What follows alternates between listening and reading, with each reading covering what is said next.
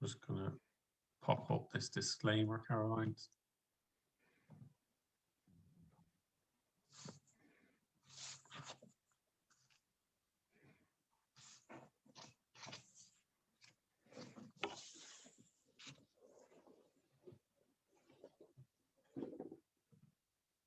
So the first question that we want to begin with is, as a parent, how can we approach talking about cancer with our children in an age-appropriate way without wanting to overprotect them from the reality of the situation that they're likely to see unfold in front of them in the coming weeks and months ahead? And how can we prepare for the changes that are likely to take place within what they know as their normal household routine? Yeah, well, as a parent, we kind of, our first instinct is to protect them, isn't it, from any worries or concern. But actually, children have an amazing ability to sense changes. And actually, if we give them incorrect information or no information or sort of partial information, that can be more sort of anxiety inducing than actually telling them the truth. And also, if we pretend things are fine and then they find out that it's not, that can make them feel a little bit like less likely to trust you maybe in the future. And also, they have amazing imaginations, don't they, kids? And they can actually, imagine something that's wildly worse than actually what's happening. So it is the best to be as honest as you can with your child, because even sad truths are better than uncertainty. So kind of starting those conversations, you want to think about certain things. So I'll give you some sort of ideas of being able to prepare yourself. And that's a big kind of thing, is to be able to know what you want to say and rehearse it. So rehearse it in a mirror or to your mate or to your partner, because actually saying I have cancer out loud for the first time can be really, really, really overwhelming. So the more times you say it, the kind of easier it is to say. And then you want to try and choose a calm space and time to have those initial conversations. And preferably weekends are quite good, because weekends, it has the sort of double time for the child to actually process what's going on, and then to start asking questions which might occur later and probably will occur later. Also, perhaps not before bed, because worries get bigger and darker at night time. So try and choose a time when it's sort of calm and quiet without any interruptions. Turn the phone off, turn the telly off. And then if you've got more than one child, it's a really good idea to try and tell them all together. And that way everyone knows the same information and everything's consistent, which is really good. And to be honest, and not to use misleading terms. So like, I have the big C, children don't understand what the big C is. Or to say I have a bug or anything like that. Try and use the word cancer. And remember that children actually don't have the same fears as adults do. So the actual word cancer might not mean anything to them. So it might not, they won't be fearful around that kind of word. Try not to keep or sort of say promises that you won't be able to keep. So try not to sort of predict, oh yeah, I can go to your school assembly in 2 weeks' time because you might have an appointment then, or something like that. So try and just keep kind of sort of expectations together. And if you get emotional, that's fine. Actually crying is good if you start, because actually it gives them permission to cry and makes them realize that actually it's fine to show emotions. So that's already good. Silences are also really good. It's a time for you to both just sit there, so don't be scared of any silences. A lot of the time the children are processing actually what you've said, and it gives them time to sort of think about what's going on and to ask questions.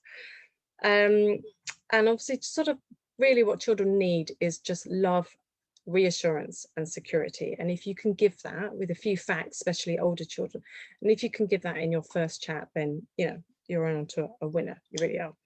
So I kind of want to quickly say that we've done a school program. So we've actually taught over 1,000 children, primary school children from the age of like 9 to 11. And we went into and we just talked about, told them what cancer was, and we just did workshops with them.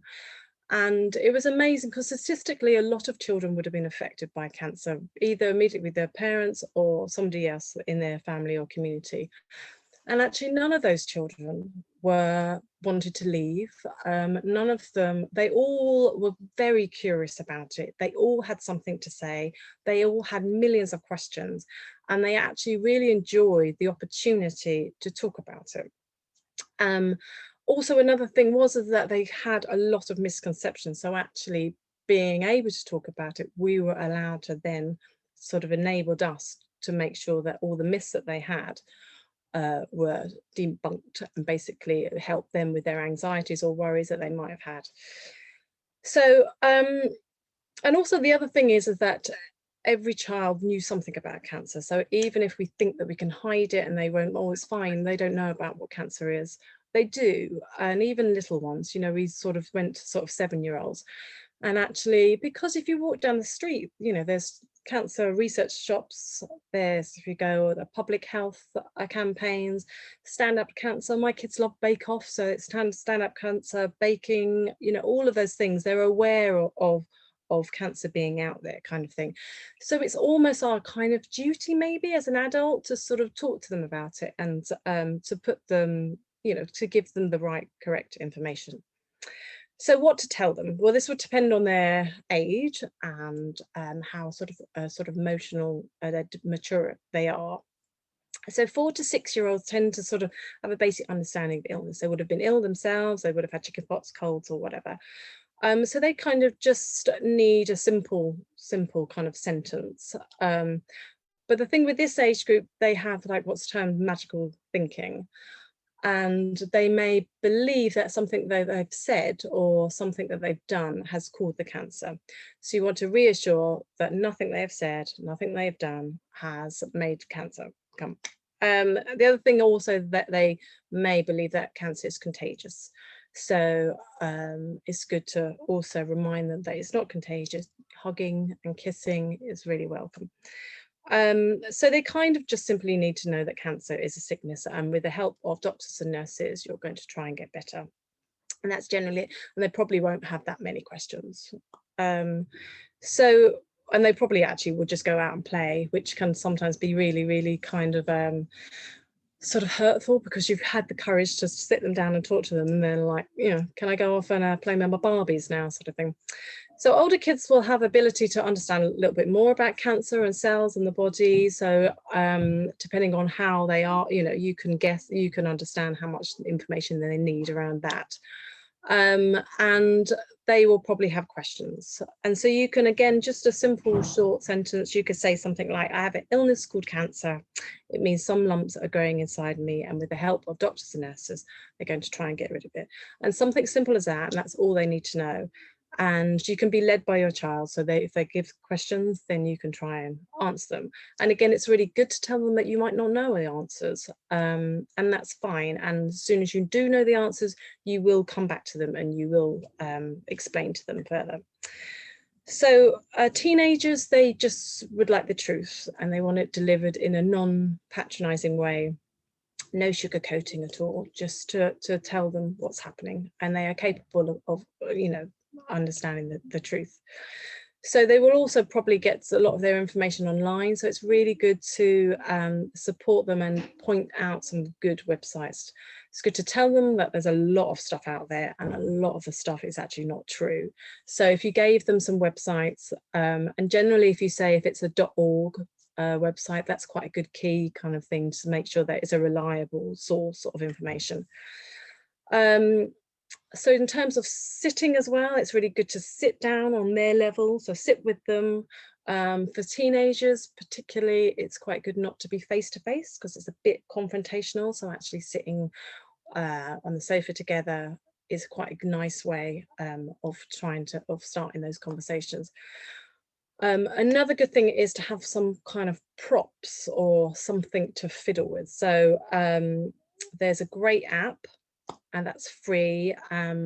It's called the Kids Guide to Cancer, and it's by Camp Quality, and it's brilliant because even if the kids are a bit too old for it, it's something that you can download on your phone, tablet, or whatever, both Android and iPhones. and you've got something to concentrate on, something to focus. It helps you to sort of feel in control because you're actually both looking at something. It can then spark off lots of different conversations, and just basically you're exploring something new together, which can really help with those first conversations. If you don't have that, there's quite a few books around there. Your nurses might have already given you some books, or just like for little ones, you know, a cuddly toy or something like that is really nice to sort of have something tactile and to hold on to, and so you're not focusing on each other's eyes the whole time. So it's really important to try and carry on communicating throughout your treatment. And we'll talk about that in the next question. But I'll just briefly sort of go through a few of the changes, behavioural and emotional changes that you might see in your child once you've told them that you have cancer. Again, it will depend on their age, it will depend on their emotional maturity, how they cope, what type of coping mechanisms they normally employ, how much of their home life has changed, and how their parent is coping, how they see their parent is coping. So tiny ones, you know, below 3 might seem a little bit more unsettled and cranky and stuff like that. It's quite hard and difficult to ascertain what's causing that. But you will know, you know, as a parent, intuition, you know, how to. And so 3 to 5-year-olds, really, they might suddenly start being afraid of something that they weren't previously. So of the dark, of dogs, of water, monsters under the bed, something like that. They can also return back to younger behaviours. So if they were out of nappies, or, you know, they were dry at night, they might then start wetting the bed, and they might kind of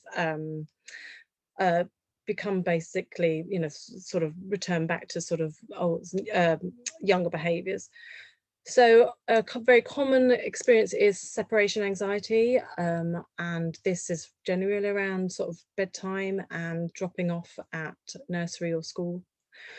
And then older ones, sort of 6-year-olds to 11-year-olds, they have a sort of wider range of emotions, so they can feel anger and guilt, and those bit more complex emotions.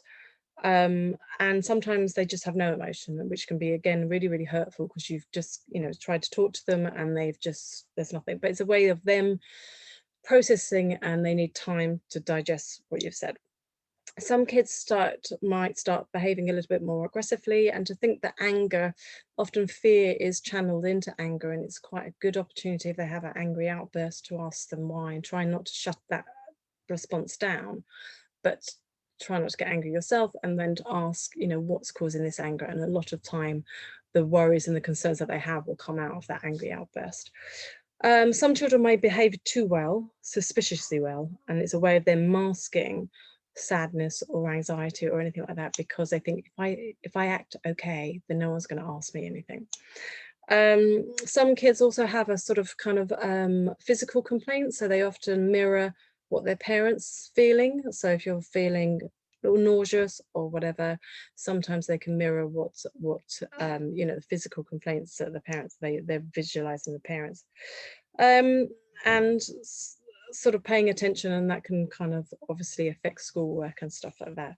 And again, separation anxiety for this age group is really common. So teenagers can have the same responses as younger children, but they are kind of in that difficult, struggling time anyway.